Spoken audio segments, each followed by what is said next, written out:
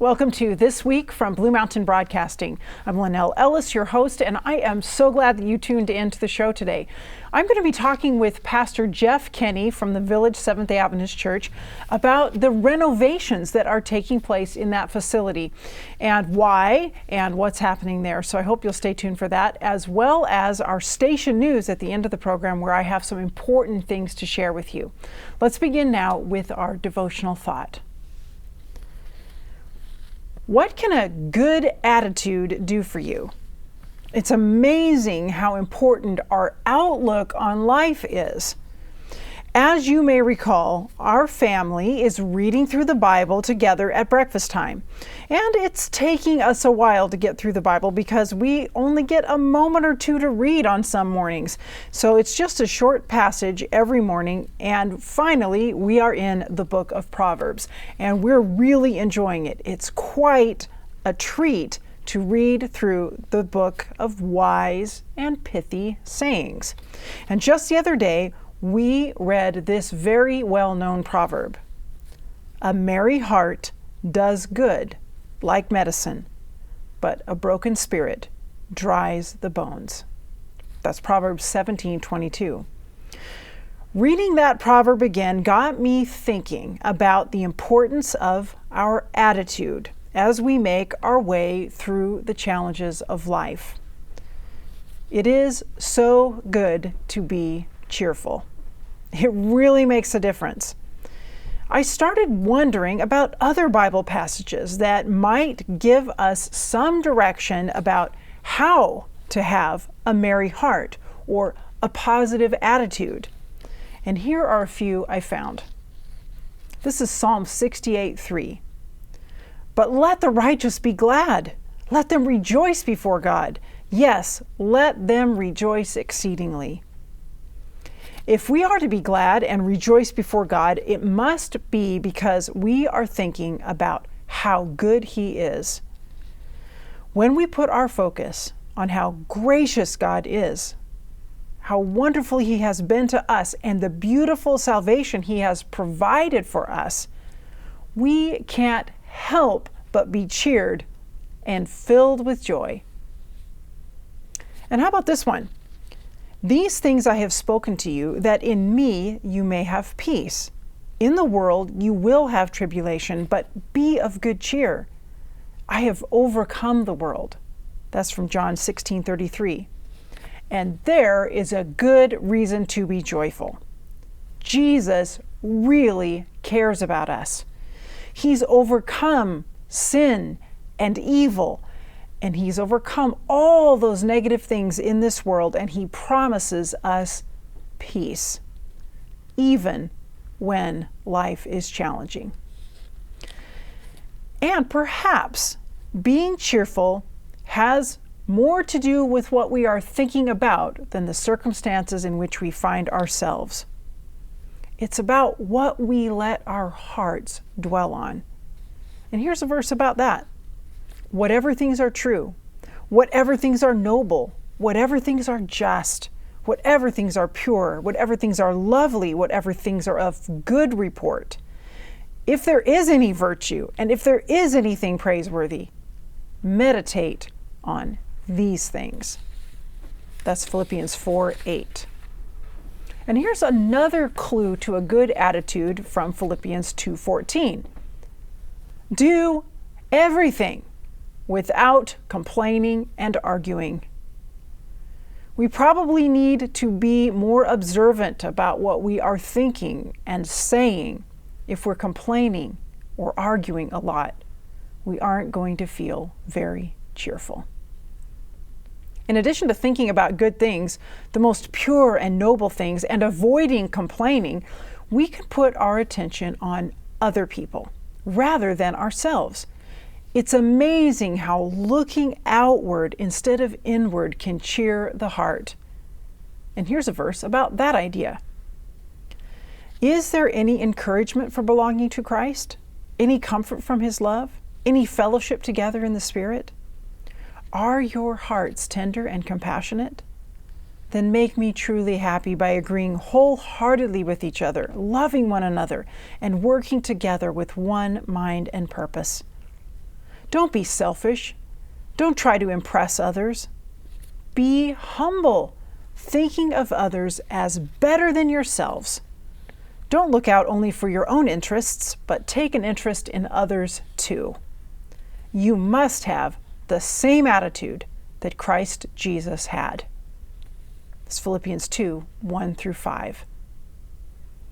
What good advice we find in the Bible. And several of the passages that I referred to are from Paul's letter to the Philippians. Perhaps we would do well to read that letter again. I recommend it to you.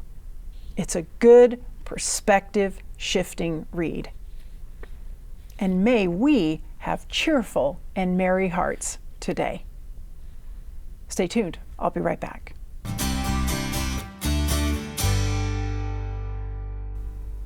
Welcome back. Joining me now is Pastor Jeff Kinne, lead pastor at the Village Seventh-day Adventist Church in College Place.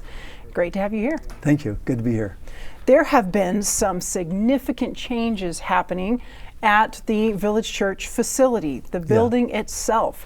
Why? What's happening? Yeah, that's a good question. With all that's going on in the world, Yes. with the war in Ukraine, with all of the strife and conflict, you might be saying, why are we doing something to the facility at Village Church? And that's a good question.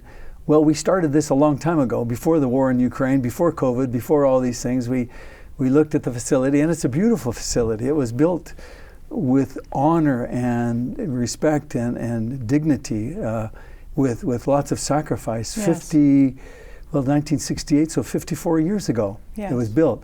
And a facility requires maintenance and upkeep. And so there were just some areas that appeared to be needful in that regard. So right now, what people see when they walk in Village Church is a completely different foyer. So it's very different. Very in different. fact, you can hear yourself walking in the foyer now. You can hear yourself walk. So I brought. So why do you hear yourself walking? Because we put tile down instead of the carpet, and the idea Hold that there. up for a second more so we can really look at it. That's actually a very beautiful tile. It is a nice tile, isn't it? Mm-hmm. And the tile. The nice part about it is that it's easy to maintain, it's easy to clean, it stays nice looking, and we hope that it will be something that can be beautifying to the Church of God until Jesus comes back.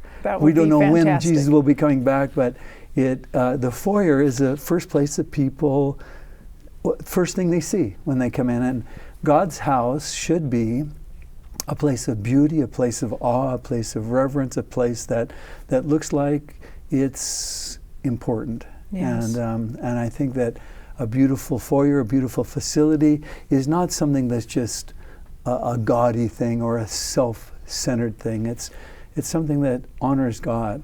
So I agree with you. Yeah. And my children, who are all teenagers, have also informed me that the tile is the right thing. Oh, good. They said, Mom, of course. Yeah. And I said, what? We're not having carpet? Yeah. I guess I wasn't paying a lot of attention to what the new renovations were going to be, even though we put a little money in. Yeah. And a little, but and they were, and the kids were like, well, of course, Mom. Don't you know? All churches are like this now. Oh, okay. Yeah. I didn't know that exactly either, but I know that when I go into airports and public facilities and whatnot, hard surfaces are just easy to maintain and they stay beautiful. And apparently they do have some credibility with them. Really, with younger people. Yeah, okay. I'm now gleaning that from those who are looking at our new facility. That's nice to know. This is legit. Yeah. This is going to be a beautiful place where we can worship God. Amen. Yeah. So that's what we're about. When I look at the facility again, the stained glass windows in Village Church are unbelievable. Aren't they fantastic? They are so... I remember several years ago you had a whole sermon series about them. Right.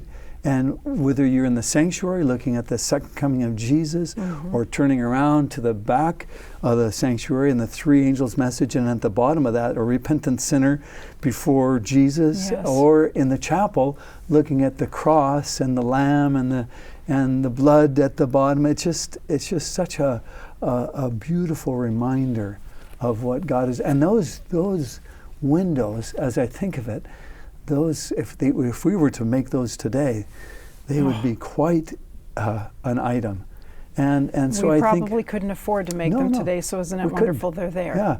And so when we beautify the church, I think that we're just honoring those who came before us and keeping up this place that has been a place of God and a place of worship and a place of honor for Him for, 54 years. So, yeah. So I hear you saying that the goal then for these updates to the facility is really to honor God and to make it a place where we can feel we have come to a special place to worship Him. Absolutely. There's a theory that goes like this. It's called the broken window theory. I may be just stretching this a bit, but I read it somewhere a long time ago, and that's when you see a broken window in a building and it stays that way, it says something about the place. And so to keeping up a place, it says something about not only the people there, but about what they're about and what they care about. What they care about. So we care about God, and we want to bring honor and glory to Him. So. Very good. So give us a few more details, because we saw the tile, but a few more details about what some of the changes are. Okay. I brought a light bulb. This is pretty meager compared to what we did. But Village Church had some wonderful ideas about lighting. But they were 50 years ago, and there was a great idea, but they were like headlights in cars, all hidden behind each one of the beams that go up 60, 65 feet high, and they shine down onto the floor, and they were entirely inadequate and left the sanctuary rather dark. And I always thought so. Yeah, it was just difficult. So another thing we did was put in new LED lighting with type of a bronze-looking chandelier, and we did that in the sanctuary and in the chapel. And that was an important upgrade. But before we even did that, and I'm just going to put this up again, we also upgraded all of the lights that focus on the stage, the platform. And that's important not only for worship for each Sabbath, but also because we have a wonderful ministry called VCTV, which is Village Church Television. And they record not only the Sabbath services, but other programs that we have there. And having the platform lighted adequately was very important. So we changed all of those lights as well to LED lights, which use less electricity and create less heat and last longer, et cetera, et cetera. And so it's really a great thing to do on every level. It's great for the environment, it's great for the budget, and it looks good. So we've changed that as well. So and then something new. Oh, this is our newest thing right here. Now you're impressing me here. Yeah, this is an HD camera, and I am not qualified to say much more than that about this. But we know it's high definition, so it's going to have a beautiful image. It's going to have a beautiful image. The cameras that we're using are approximately, we've had them about 20 plus years, and they were used when we bought them. And so we've used them very well, and they've taken good care of them, but they are really beyond their life, the usefulness. So we bought 4 of these, and I have to say that all of this happens at Village Church because of the amazing generosity and sacrifice of hundreds of people who say, I believe in this ministry, VCTV.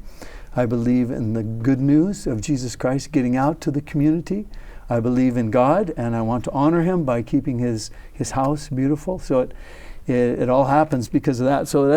So that means that before too long, at least I know, because I was chatting with Lowell about this the other day, I know that he wears 2 hats. He also is very significant with Village Church TV Ministries, and they're running some necessary new cabling with it. Spools of cable. That one's empty, but yes. Yeah, Lowell and another dedicated volunteer, Tony Beard, are running hundreds, might say probably thousands of feet of new cable. I don't even know what kind of cable it is. Lowell told me, but it's passed from my mind at this time. But it's new cable because with the new HD cameras, we need upgraded cable. Has to be connected and that's going everywhere through the facility. And so it'll all connect and bring things together. It won't be too long until those who love to tune in on Blue Mountain Television to the Village Church ministry, watch the church service, they're going to see a definite improvement in the image. High definition.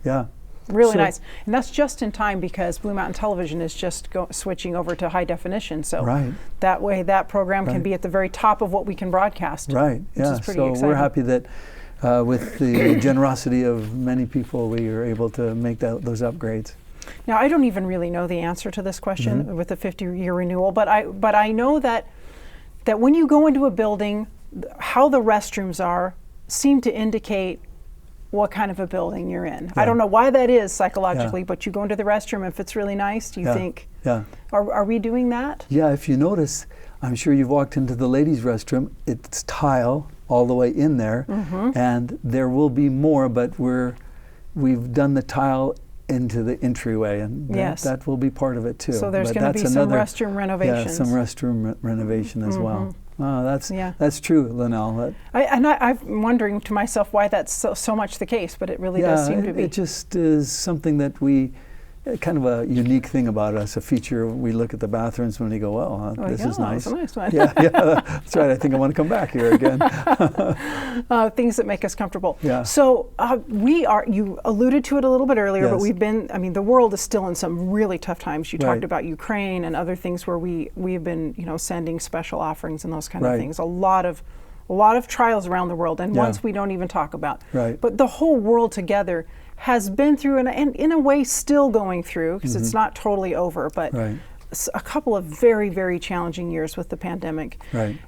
That's been difficult for all organizations, including Village Church. Right. What's it like to shepherd the congregation sort of back together into fellowship? What things are happening for Village Church that way? Yeah, it's still a matter of prayer and concern. We are getting back, but we are certainly not back. There are still a number of people, and rightly so, are concerned about this virus that's around and still causing havoc for people. And so we have a lot of people who are back. Most are back, but it's difficult to know how to really manage this. But we just believe that in staying safe and also on task, on mission, what we will be doing in the future may be a little bit different than we did in the past. It probably should be, just because our world is a different place.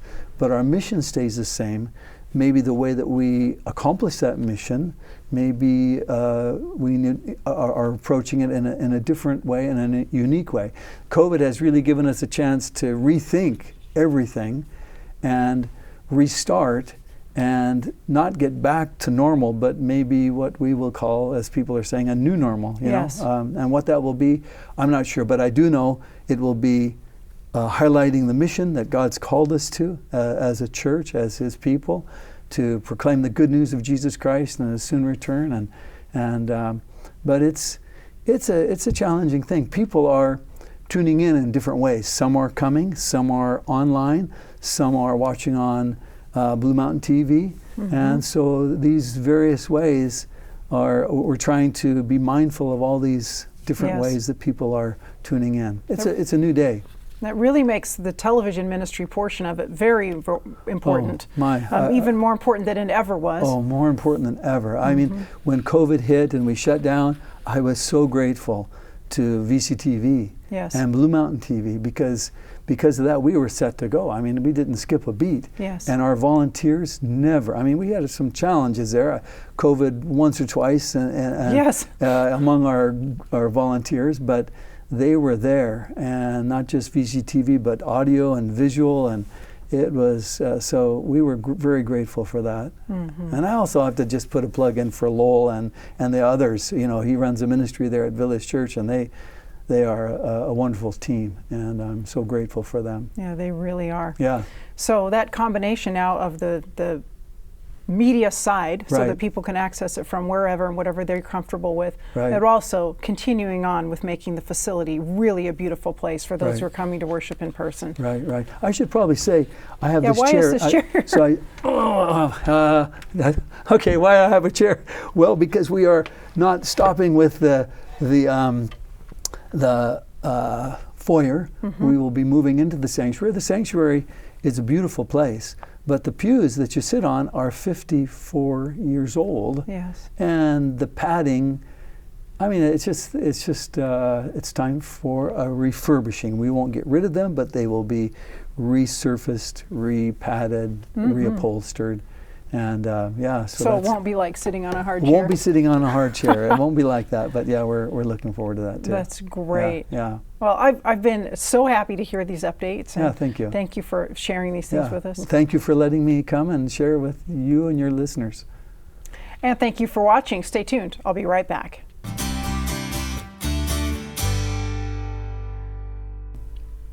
Welcome back. Time now for station news. First of all, we are looking for someone.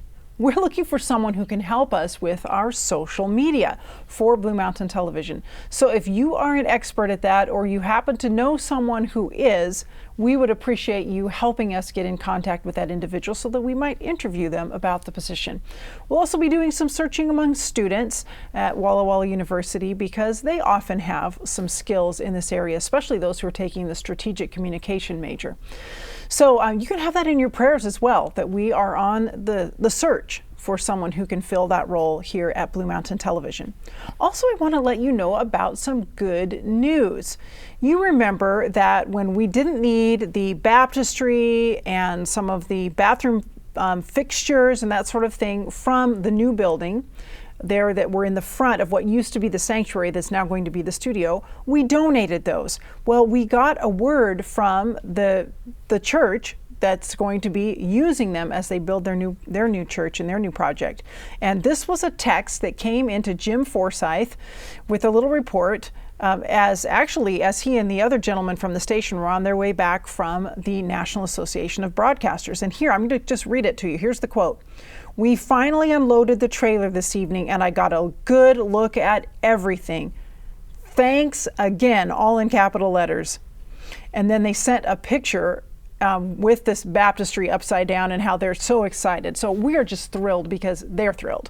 They're so happy to receive these things that we were able to pass on when we didn't need them in the new building.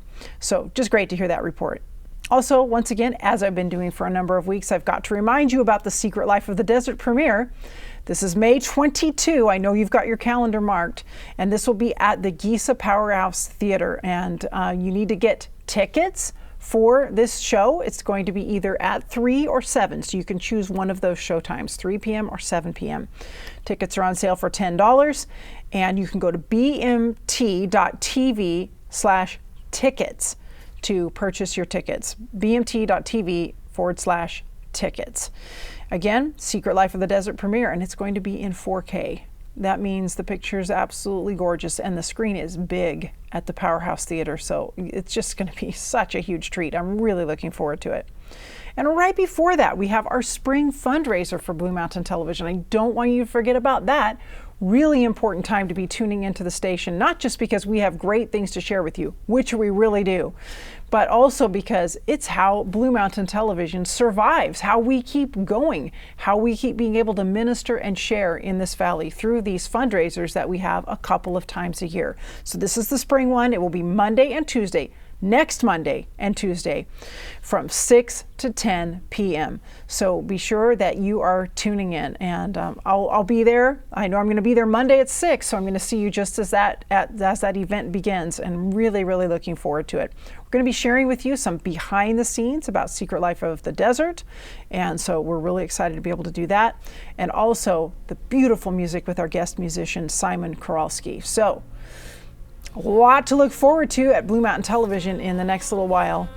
And we are really wanting to involve you as much as possible in what we're doing here. In fact, during that fundraising time, I hope that in addition to praying and sending in your donations, you're going to be also letting us know some dreams you might have for programming that we can produce at our new facility when we get there. We're so excited about the progress that we're making toward the move over there, and now it's time to start thinking about what great shows are we going to be able to make at our new facility, things that will really reach out to our community, things that you want to see, programs that will draw you closer to Jesus and help you grow in your relationship with God and toward His kingdom. So we're looking forward to your great ideas. I hope you're jotting some notes about that so that you can share them with us at that time. All right, well, I think that's all the news I have to share with you for today. But once again, I want to thank you for your prayers, for your donations that are absolutely essential, and for tuning in to watch this show and get these updates today. Thanks. I'll see you next time.